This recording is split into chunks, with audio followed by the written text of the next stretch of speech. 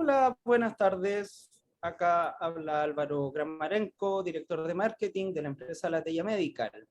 Les damos la bienvenida a un nuevo webinar que va enfocado a las buenas prácticas y recomendaciones para el laboratorio de biología molecular. Vamos a dar un espacio de tiempo para que se pueda unir un poco más de gente y así empezaríamos con el webinar dictado esta vez nuevamente por Cecilia Navia en 5 minutos más. En caso de existir preguntas durante la presentación, por favor, escribirlas por el chat, las cuales serán leídas y respondidas al final de la presentación de Cecilia. En caso de tener otras preguntas o otras consultas, también nos pueden contactar vía mail molecular@latella.cl o con sus representantes de ventas asignados. Vamos a esperar, como les comenté, un poquito más con el fin de poder esperar a gente que se está uniendo y así tener una masiva convocatoria al webinar. Muchas gracias, nos vemos en 4 minutos más.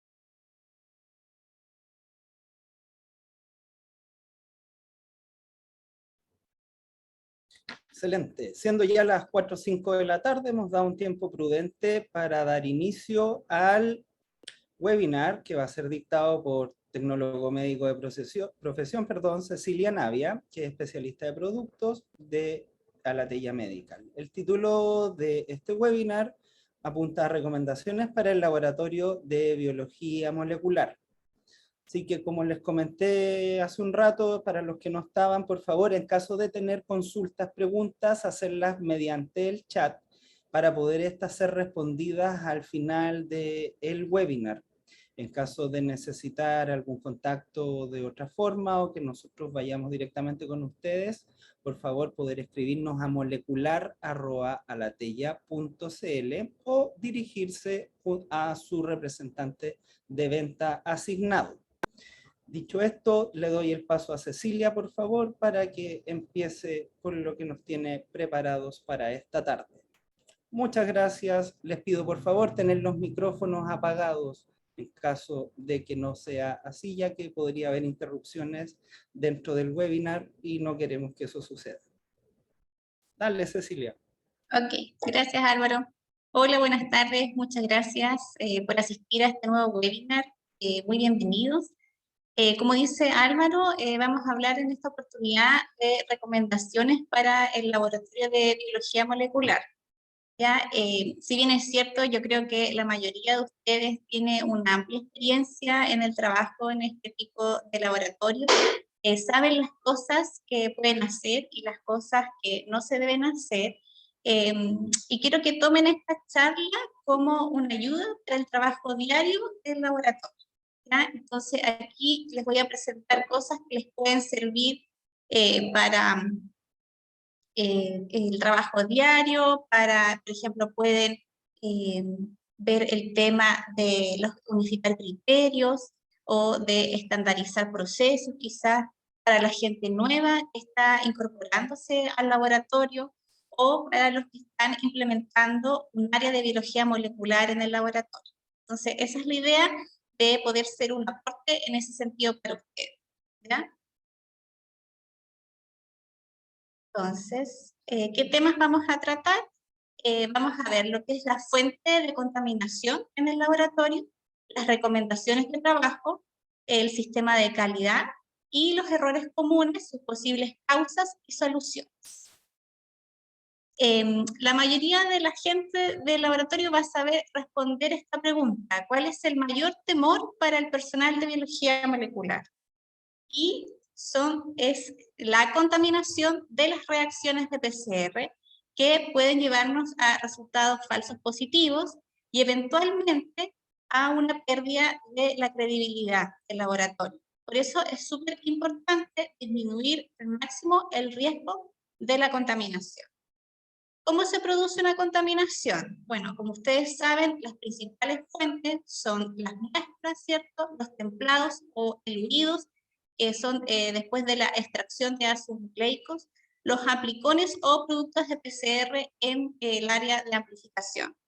¿Y cómo se puede contaminar? ¿Cuáles son las vías? Principalmente los derrames de las muestras, el hecho de que no podamos limpiar bien o descontaminar las superficies, la formación de aerosoles cuando abrimos las muestras o cuando pipeteamos, y el personal, la ropa, el pelo o la saliva del personal. Entonces, como yo les mencionaba, ¿cómo disminuimos el riesgo de contaminación en el laboratorio? Es teniendo buenas prácticas de trabajo, que en el fondo son recomendaciones para operar en un estricto sistema. ¿Y cuál sería el objetivo final de esto? Es que podamos asegurar que los resultados obtenidos sean verídicos y confiables. Entonces, ¿cuáles serían las recomendaciones? Como primera recomendación es el flujo de trabajo con el diseño de las áreas.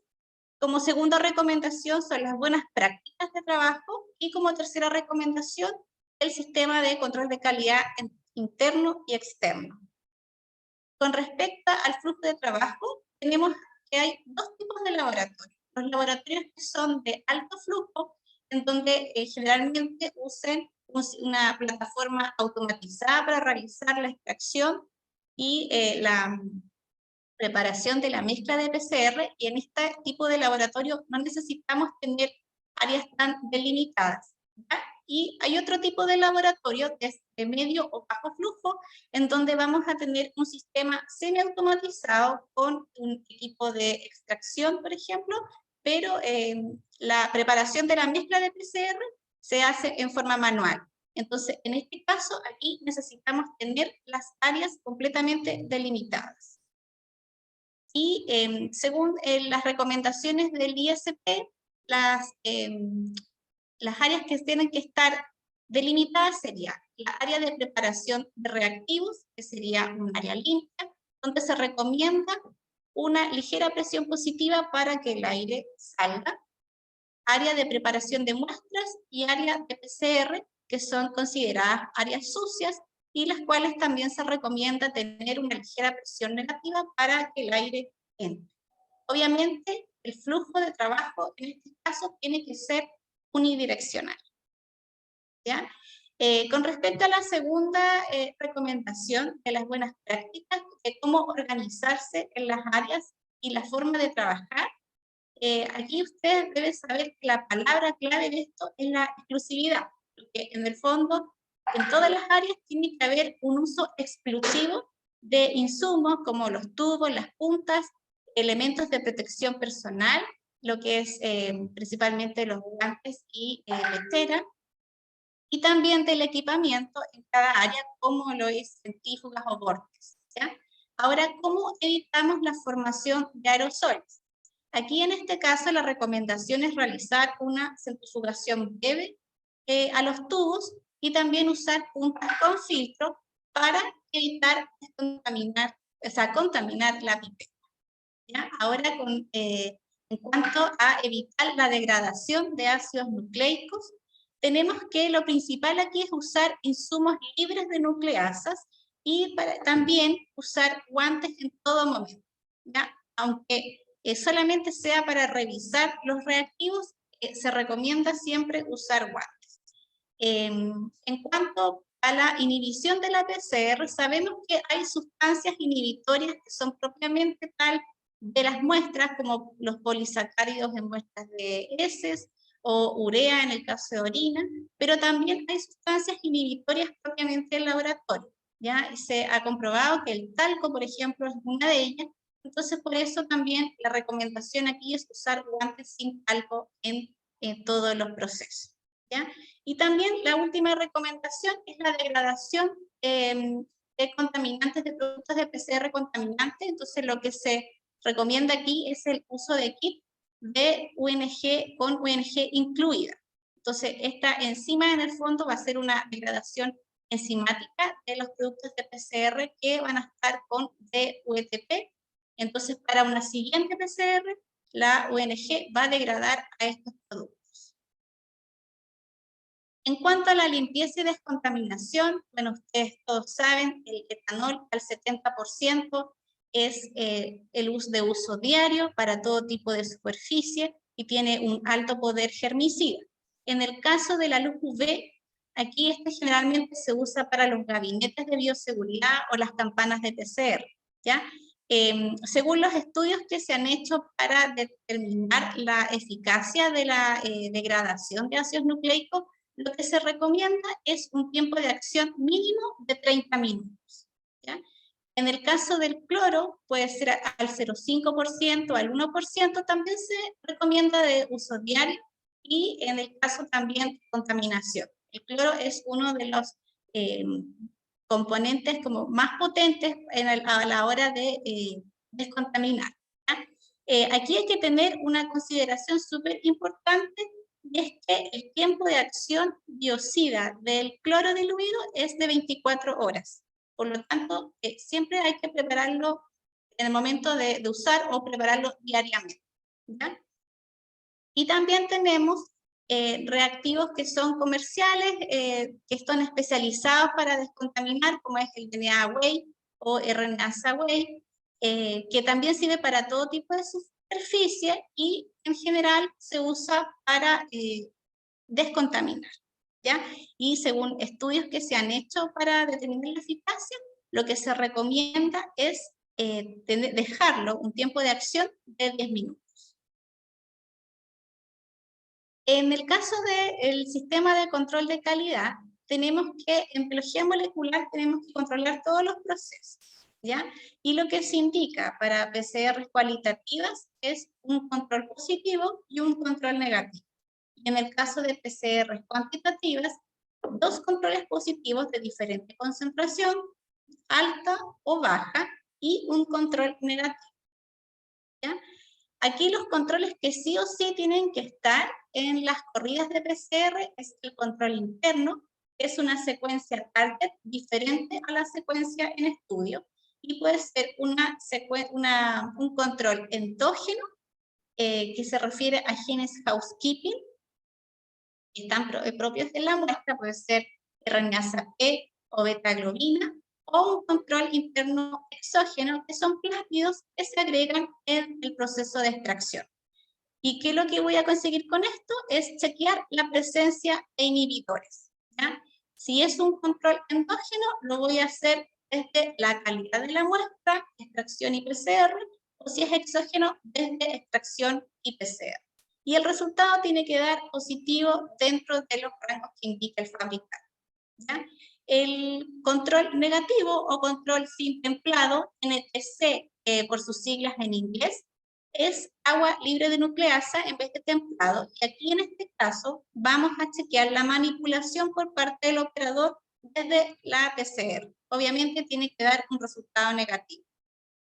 Hay otros controles que se recomiendan también para las corridas de PCR, como es el control negativo de extracción, que puede ser agua, una muestra sin el target, o una matriz sin muestra, por ejemplo, un medio viral. ¿Ya? Aquí esto se trabaja como si fuera una muestra de esta extracción, que obviamente tiene que dar también negativo. Y el otro control que se recomienda es el control de reactivos, lo que son solamente los reactivos de PCR, y aquí vamos a chequear los reactivos que se están usando para hacer la mezcla. ¿Ya? Obviamente también tiene que dar negativo. En el caso del control positivo, la idea de aquí es chequear el desempeño de la técnica. ¿Ya? Tenemos 3 tipos de controles. El de primera opinión, que es el proporcionado por el fabricante y tiene que dar resultados dentro de los rangos que este indica. El de segunda opinión es un control del laboratorio, que puede ser una muestra positiva y que uno sabe ya el valor de CP y lo puede ir calibotando. Y el de tercera opinión es un control externo, independiente, que es comercial, y aquí en estos 2 casos se puede realizar una carta de control de Levy-Jennings, y así podemos definir los criterios de aceptación. Aquí les coloco un ejemplo de un kit de sillín, el SARS-CoV-2 Flu Influenza RS, que viene incluido con un control positivo, control interno y agua para control negativo, y para interpretar los resultados, lo que indica el fabricante, por ejemplo, es que el control interno tiene que dar un valor de CP menor o igual a 40, y en el caso del control positivo, menor o igual a 40 también. Ahora, con respecto a la ubicación de los controles, lo que se recomienda es colocar los controles negativos al final de la corrida o cuando son muy grandes en forma aleatoria. ¿Cuál es la idea de esto? Es que yo al colocarlo al final de la corrida voy a ver si hay contaminación por arrastre. Entonces, no me va a servir si lo coloco al principio. Por eso tiene que ser al final. En cuanto a la frecuencia de controles, hay que seguir las indicaciones del fabricante, y como recomendación adicional puede ser cada nuevo envío o lotes de kit o después de una mantención al equipamiento. En el tema del sistema de control de calidad externo, tenemos instituciones como el CAP o The Joint Commission, Lab Quality, son organizaciones internacionales que uno se suscribe y entonces le mandan controles periódicos durante el año, 2, 3, y ahí uno los procesa como una muestra y después entrega un informe de resultados. De esta manera nosotros también podemos tener este tipo de control. En el caso de acá de Chile tenemos el PEC del ISP, pero en tema de biología molecular, hasta el año 2019 teníamos solamente lo que era la carga viral de VIH, y que por el tema de la pandemia lo suspendieron. Ahora, ¿qué hacemos cuando queremos montar una técnica nueva en biología molecular? Hay que verificarla o validarla. ¿Ya? Para responder esta pregunta tenemos que definir estos conceptos. Entonces, verificación tenemos que se refiere a la confirmación de que el laboratorio puede replicar una técnica según las exigencias del fabricante indicadas en el insert. Y en el caso de una validación, es la confirmación de que se han cumplido los requerimientos de un uso específico.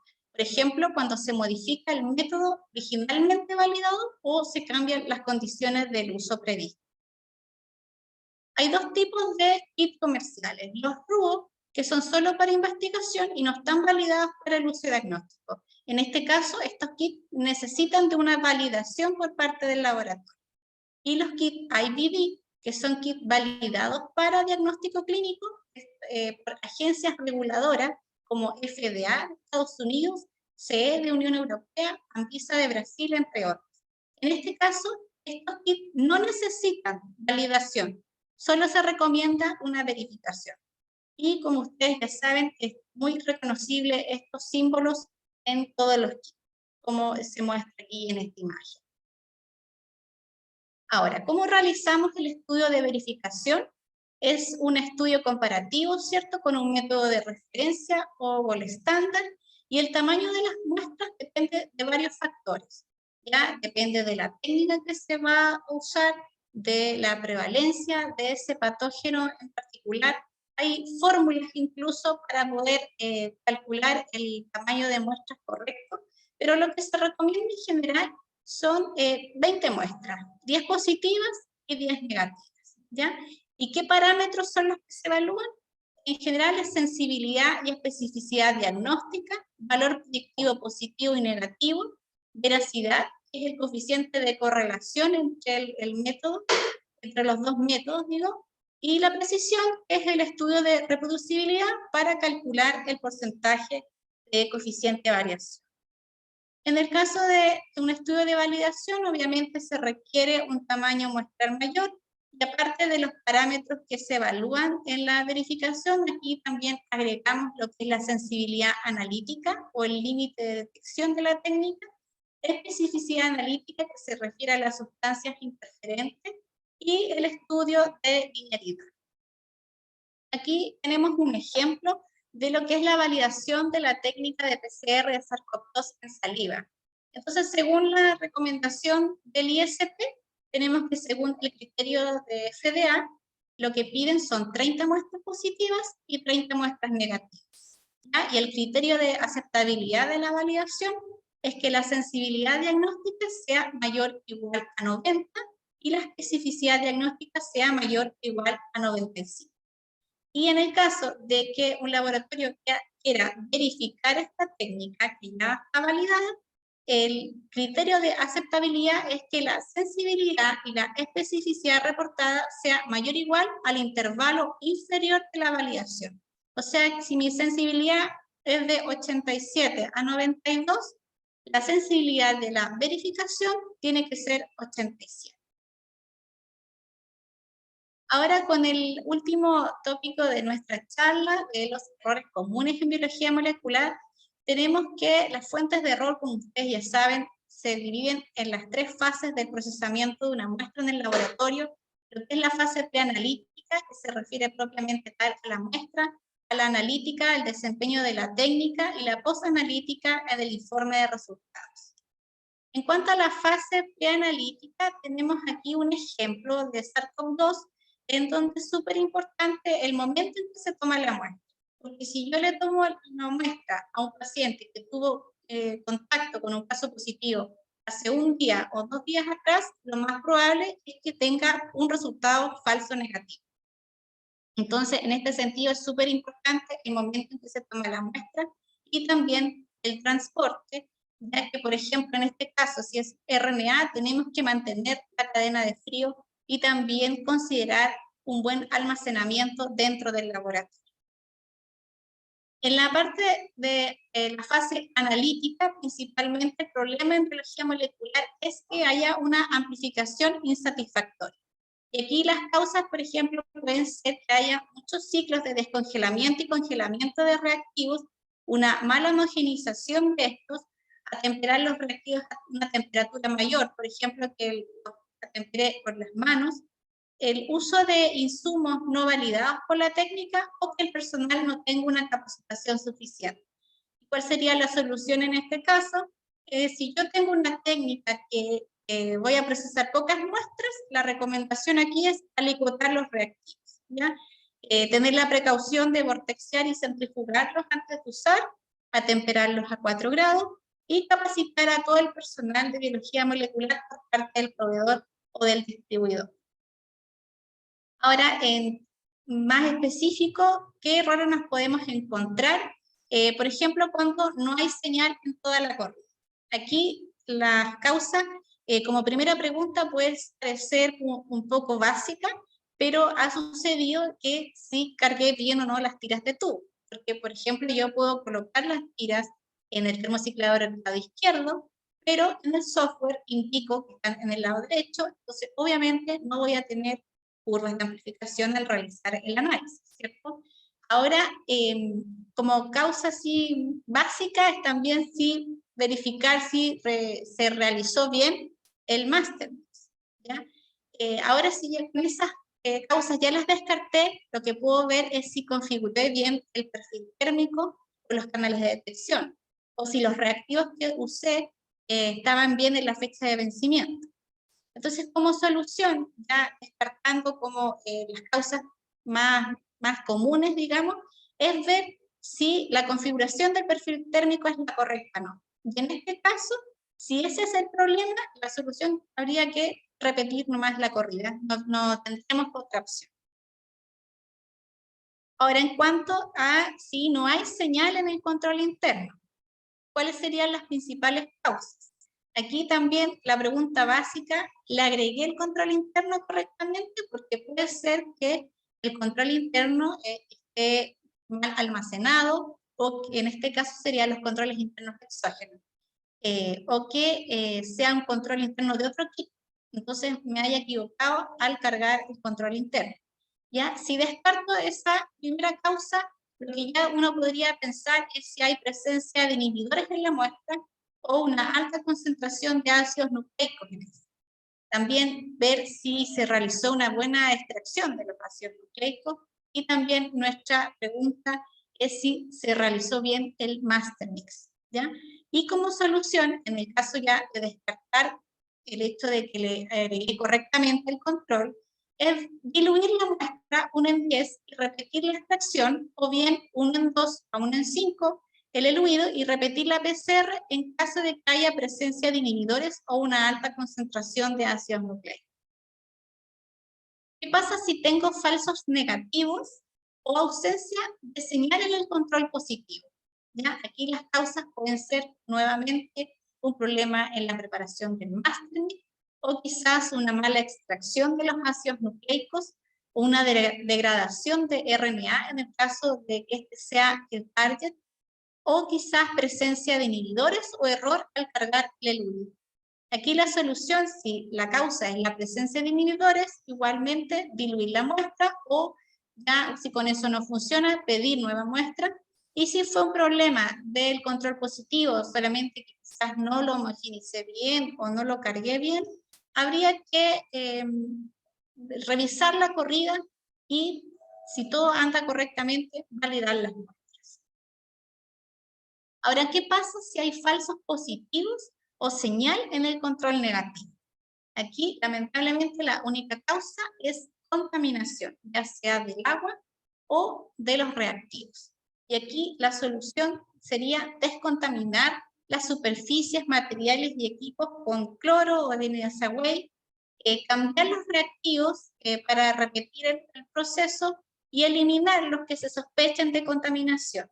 ¿Ya? Si con esto la contaminación persiste, lo que habría que hacer ahí ya es realizar un liceo terminal, lo que sería descontaminación de paredes y suelo, y quizás hacer un proceso de limpieza ahí de varios días, hasta que veamos que la contaminación desaparezca. Ahora, ¿qué pasa cuando hay una señal inconsistente? O sea, no es una curva típica de la fase exponencial y la fase Y meseta, sino que una sigmoidea. Aquí las posibles causas pueden ser burbujas en el tubo de PCR, porque los termocicladores que tienen la lectura en la parte superior puede verse afectada esta lectura por causa de burbujas, ¿ya? Puede haber un problema en la preparación del mix, ¿ya? Y si con eso descartamos el problema, podemos ya ver cosas más específicas, por ejemplo, un problema en el equipo propiamente tal, como es el voltaje, ¿ya? Y la solución, en el caso de presencias de burbuja, es centrifugar los tubos antes de cargarlos del termociclador. Ya si descartamos como las causas más comunes, habría que revisar las conexiones eléctricas del equipo. Ahora, ¿qué pasa cuando hay errores al configurar el análisis de las curvas? ¿Ya? Aquí puede haber errores al sacar la línea de base, el umbral o al definir el punto de corte. Aquí es súper importante porque si yo no estandarizo el threshold, por ejemplo, puedo dar una muestra negativa siendo positiva, por ejemplo.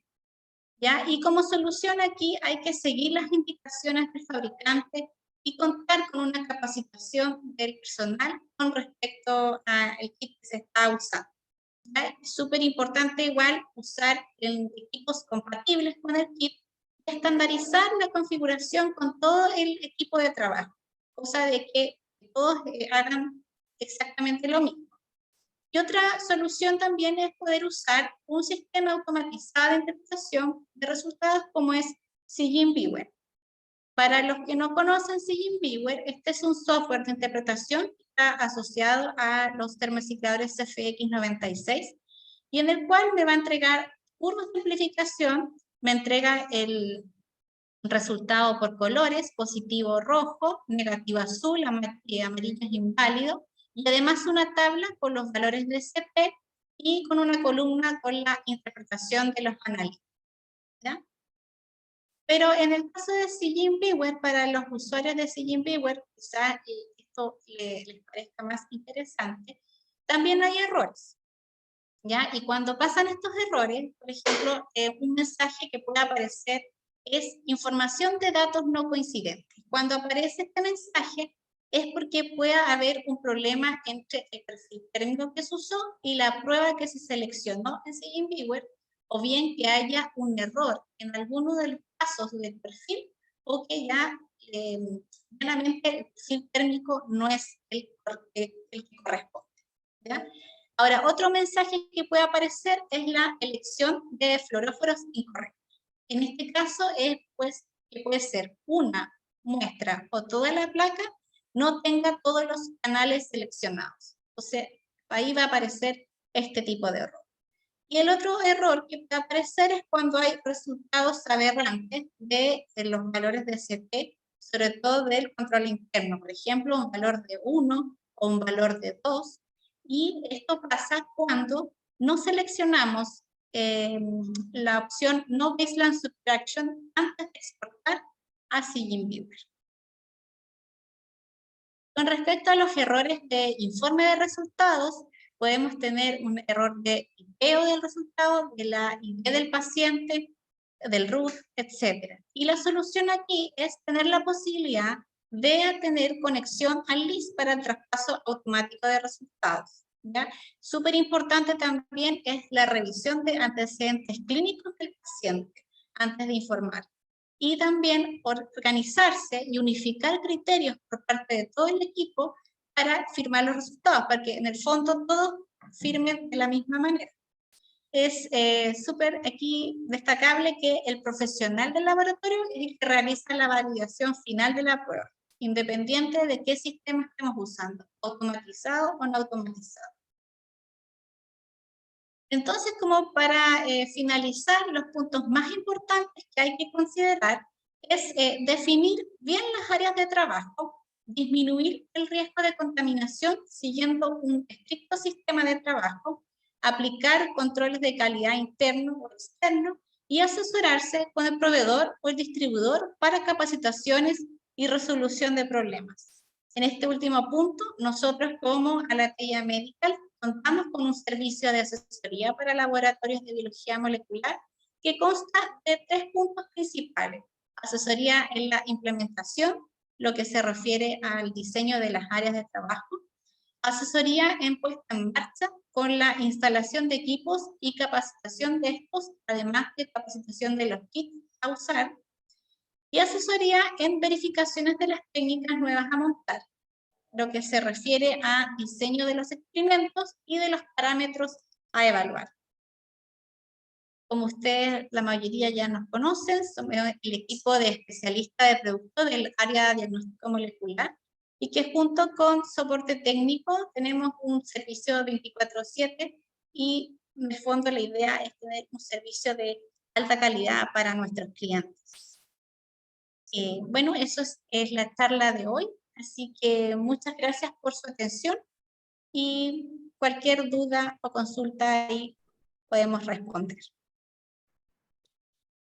Muchas gracias, Cecilia, por la presentación, bastante clarita por lo que vemos. Veo que no hay preguntas en el chat, por ende entendería que fue muy bien explicado todo.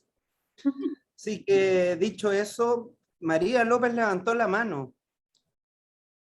¿Me ayudan ahí, staff, para saber cómo poder abrirle el micrófono si es que levantó la mano para que pueda hacer la pregunta?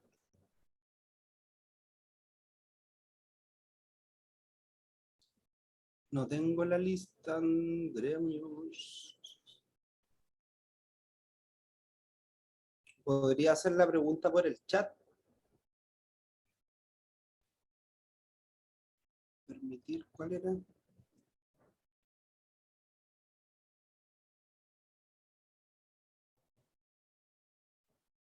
Perdí el nombre de la persona. María López. María López, gracias. Vamos buscándola. López, solicita. Le estamos solicitando para que active el audio.